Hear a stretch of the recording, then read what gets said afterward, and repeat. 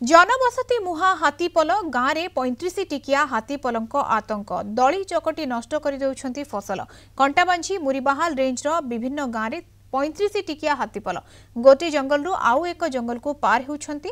सकाळु सकाळु हाथी माने बाबेसुरी गाँ रास्ता पार करी अन्य जंगल को जाउथबार देखिबाकू मिलिछि।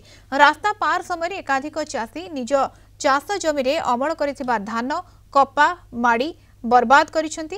हाथी मानक पई भयभीत होई पड़िसेंती गाँ लोके।